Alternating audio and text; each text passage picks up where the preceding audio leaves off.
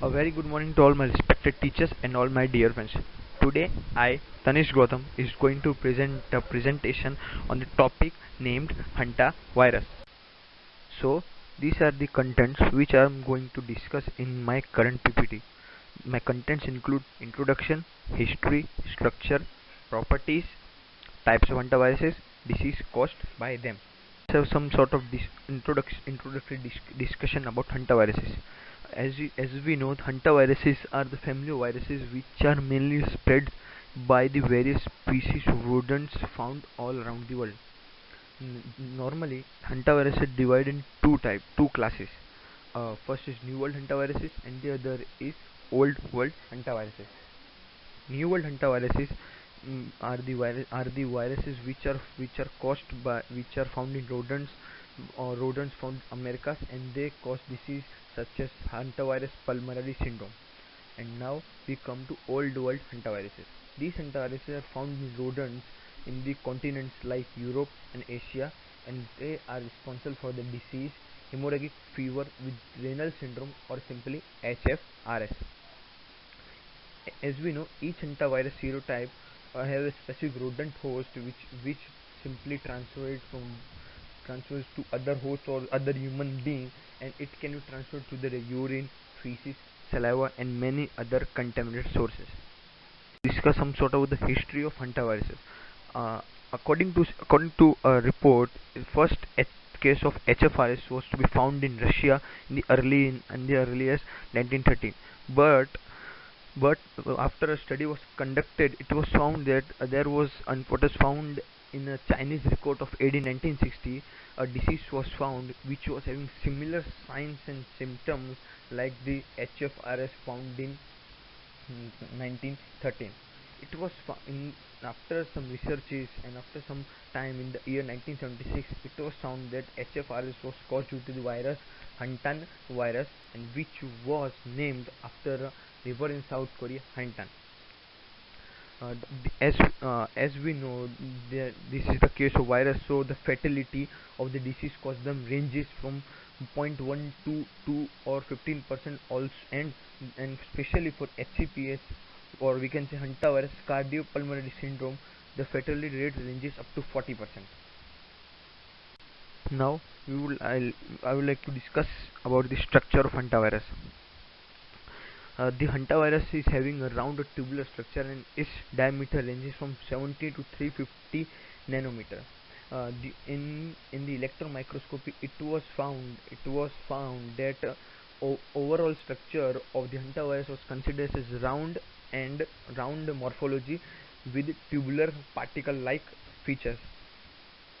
The genome of virion or hantavirus consists RNA-dependent polymer RNA-dependent RNA polymerase enclosed inside the envelope, which is surrounded by the spikes formed of glycoproteins G, N, and GC, which I am going to discuss in further slides. The RDRP is the enzyme which plays main role in the replication of RNA from RNA template in the hantavirus. This RDRP, or RNA-dependent RNA polymer, is also termed as replicase. It catalyzes the replication process in two steps.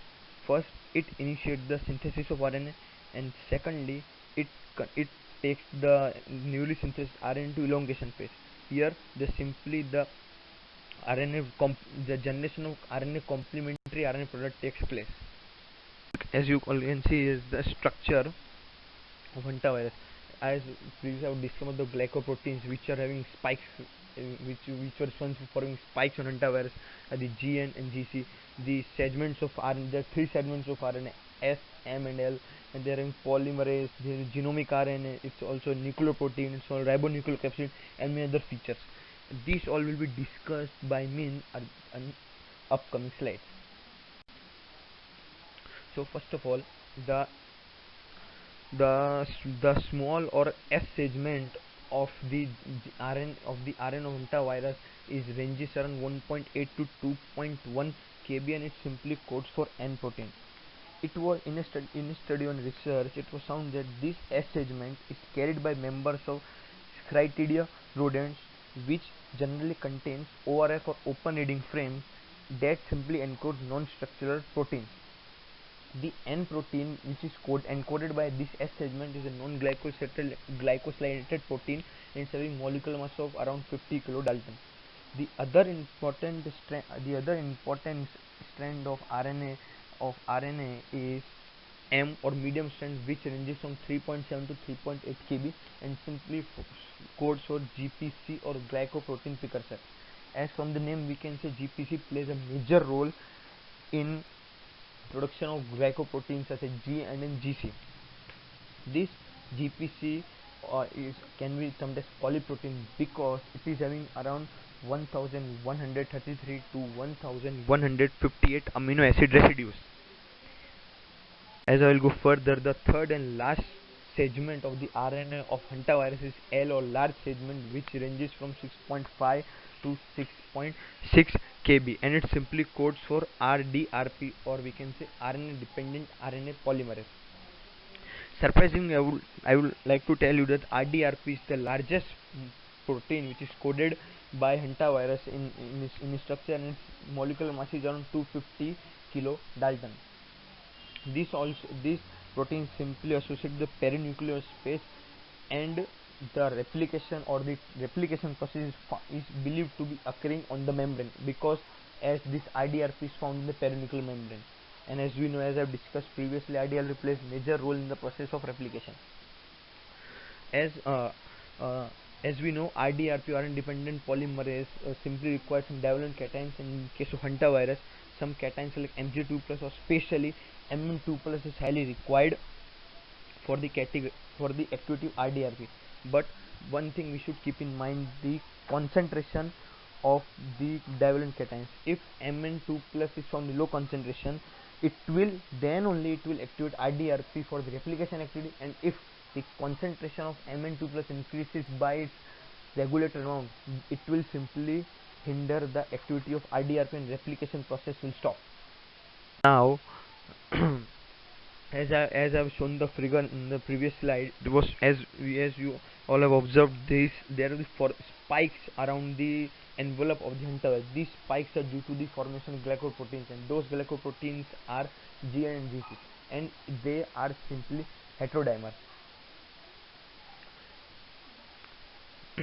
And also one of the glycoprotein GC plays important role in virus membrane fusion, which helps in fusing with the host cell.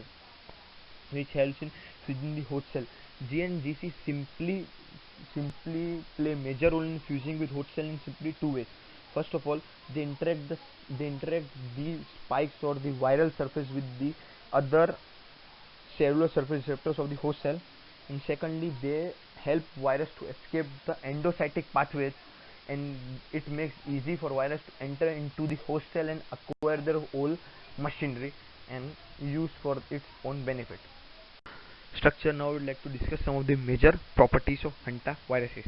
First of all, as we know, hantavirus is made of negative sense single strand RNA. This RNA having three segments, S, M and L, as discussed previously. And hantavirus simply replicates in the cytoplasm of the host cell. Simply replicates in the cytoplasm of the host cell in which the hantavirus is being infected. As we know, nucleocapsid introduced in cytoplasm by pH-dependent fusion of the virion with endosomal membrane. It simply means the nucleocapsids. It simply means when there is low pH, virus gets indication that they have entered the host cell and reached the endocytic pathway, and then they have to initiate penetration mechanism. Low pH induces change in viral spikes and allow the capsid to enter into the cytosol, avoiding the hydrophobic barriers. This way, virus will be protect itself from the defense mechanism of the host cell and simply infect the host cell. Transcription of viral genes initiated by association of the L protein with the three nucleocapsid species.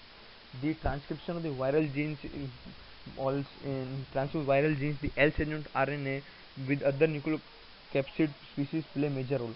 mRNA hantavirus is believed to be kept and contain non-templated 5 days terminal terminal extension, and this capping of mRNA of hantavirus is done due to the mechanism named cap snatching mechanism of viral protein. As of viral protein, the viral NLL mRNA are thought to undergo translation at free ribosome, where the mRNA is translated in the endoplasmic reticulum. Now, as we wait a second, as we know, the hantavirus is envelope virus. So similarly, like other envelope, it is inactive in condition like heat, organic solvent, detergent, and many hypochlorite solution. But the main reason of their inactivation is that, as we know, they are envelope virus, and their envelope made up of glycoproteins and lipoproteins, and these get easily neutralized in such conditions. That's why they easily get inactivated, or sometimes if the situation of surrounding become harsh, they simply dies off. The virus is mostly contains on 50%, more than 50%. They contain protein, 20 to 30% lipid, and 2 to 7% of carbohydrates. There are many cell lines which support the growth of hantavirus. Some of the examples are here mentioned, like herbidoma cells, primary human adult endothelial cells, primary rat macrophages, and many others. Humans are simply considered as the dead and host for transmission of hantavirus. This simply means that one human cannot transfer the hantavirus from one human to another. It can only be transferred to humans through the host or the rodent species or any other species of rodent host, but it cannot be transferred from one human being to another. But yet there are some cases are being reported or being studied where it is been observed that in some rare conditions virus is transferred or transmitted from one human being to. Now I would like to discover the types of hantaviruses. There are mainly 4 types of hantaviruses: Seoul orthohantavirus, Pumala orthohantavirus, Prospect Hill virus, and Cynomolgus. Now, first of all, we'll discuss a Seoul orthohantavirus. This virus is carried by Retta species and is a milder type of hantavirus. This was discovered by a Korean biologist named Dr. Lee Hu Wong, and it was named Seoul because Dr. Lee Hu Wong discovered this virus in an apartment named Seoul. Generally, it is being observed that the virus pleomorphic, but most of the time, due to the presence of glycoprotein spikes-like structure, it is being observed that most of the time it remains in the structure of round or tubular structure. As if an individual is being infected due to Seoul virus infection, the symptoms may come to him or to the individual in around 1 or 2 weeks after the exposure to the virus. It is being found that there is no specific treatment. There is no specific treatment for the treatment of Seoul virus infection, but supportive care is generally used for the patients which are infected from the Seoul virus. And supportive care includes such as management of patients' fluid and electrolyte levels, maintenance oxygen, blood pressure levels, many other. Surprisingly, its fatality rate is quite low, but yet it is found that around 1 to 5% of patients died died due to the infection of Seoul virus. Virus is Pumala orthohantavirus. Pumala orthohantavirus (PWV) is a species of orthohantavirus, and it's mainly responsible for causing disease HFRS. And if an individual is infected due to this PWV, the disease can also be named as nephropathia epidemica. This HFRS is fatal in less than 1%. Is fatal for the individual, but surprisingly, if someone is infected or affected due to virus PWV, the individual will be asymptomatic, or they will not show general symptoms as compared to the other types of hantaviruses. This virus was discovered in 1980 in Finland, and unlike other hantaviruses, surprisingly, this virus may affect its own host or the own rodent species which it is being carried by. Some of as we know, each and every virus have some of the favorable conditions, and some of the favorable conditions this Pumala orthonta virus like milder weather, less snow cover, increased rodent population, and many other. In simple, we can say if there will be conditions like this, the chances of Pumala orthonta virus infection to the human beings from the rodent increases. Is Prospect Hill orthoentavirus. Prospect Hill, as we know, Prospect orthoentavirus single-stranded negative and zoonotic RNA virus. The term zoonotic it is used because it is mainly found in animal species like rodents, and yet it is having the capacity to infect human body. It's in simple as we can say that this virus, Prospect orthoentavirus, is not found in humans, but it is being transferred to humans from the animal species, or we can say wild rodent species. That's why we can name this virus as zoonotic RNA virus. This virus was isolated from meadow voles in Microtein and Ceratidia in Cricid rodents trapped in Maryland, West Virginia, and USA as well. The meadow vole meadow vole, or we can also tell them as field mouse or meadow mouse, is a North American mouse found across Canada, Alaska, and northern USA. And from that side this virus is found. And Microtein is a subfamily of rodents, and the Ceratidia is a family of rodents. It is found that it is generally observed that the patient or the human being get infected due to the Prospect Hill orthoentavirus if through the aerosolized inhalation of mouse excreta, and possibly through fomite contamination. Virus is Sin Nombre virus. Sin Nombre virus SNV was first isolated from the rodents collected near the house of a patient infected with HPS, or hantavirus pulmonary syndrome. It as compared to all other hantaviruses, this virus is quite fatal, and it's having fatality rate of around 50%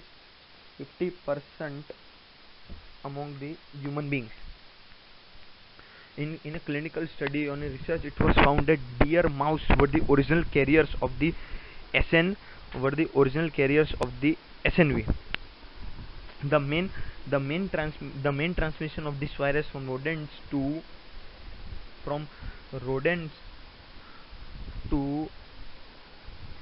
humans is generally similar to other hantaviruses, but in rare cases it is also being transferred to humans if they are bite by the rodent, or the rodent species which is the carrier of the hantavirus. There are several other ways of transmission. Some of the common are, as I mentioned now, if rodent carrier bites the human, if people touch something which is contaminated due to the rodent species which is having the hantavirus, and lastly also due to the consumption of contaminated food due to the rodents. Now I would like to if someone infected due to the SNV virus, he or the individual should go under the incubation of around 14 to 17 days. In USA in 1993, it was found that the fatality rate of this virus was around 66.7% in the year 1993 in USA. Now I would like to discuss the two main diseases which are caused by the various types of hantaviruses, as you studied before. Now first of all, I would like to discuss about HPS, or hantavirus pulmonary syndrome. It's a fatal respiratory disease which is caused in humans due to the hantavirus, and this is common for the humans which are living in the forest or rural areas, because there the chances of infected rodents more as compared to urban areas. As we know, simply as you know previously, that when rodents dip of their urine, saliva, or fetus, or droppings, or whatever infected rodents, and if it is being coming contacted to the humans, they get infected due to HPS. When then these rodent urine droppings or nesting materials are get mixed up in the air and it is being inhaled by the humans, this type of transmission is simply termed as airborne transmission. The symptoms of HPS simply develops in around 1 to 8 weeks, and sometime it takes some more time, or we can say 1 to 8 or 8 to 10 weeks. Early symptoms of an HPS are simple, of many common diseases such as influenza, like fatigue, fever, and muscle arthritis. But there can be other symptoms: headache, chills, abdominal pain, vomiting, diarrhea, and etc. But mainly after the 4 to 10 days of the infection, the late symptoms such as cough, shortness of breath, and most importantly, the lungs start filling with fluid. And if these type of symptoms occurs, it's we can say it's the case of HPS. And as compared to HFRS, it's more dangerous because it is having the mortality rate of around 38%. So I would like to simply pass a message: if someone feel like related any sort of symptoms, as I mentioned earlier, one should definitely consult a doctor. Now it is being found that there is no exact treatment or cure for the HPS, but if someone or any patient is discovered with HPS, then he or she can she can given intensive care, given regular give oxygen therapy, regular oxygen and blood pressure check, and many other important therapies. Or but and however, I would like to say that if as soon as early the disease or the HPS is recognized, it would be beneficial for the one to get rid of this disease. Or otherwise, if it is not recognized in an early stage, it would be really hard for someone to get rid of this sort of dangerous disease named HPS, or hantavirus pulmonary syndrome. The other diseases, HFRS, or hemorrhagic fever renal syndrome. This disease is also caused by hantaviruses, and this is mainly caused by viruses like Hantan, Dobrava, Sarema, Seoul, and Tumla.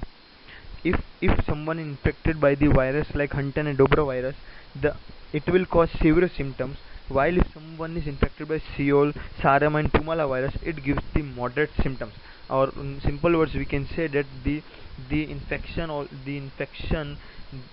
varies from virus to virus, or its severity or its fatality also varies from virus to virus. It has the similar transmission. It has the ways of transmission similar to HCV.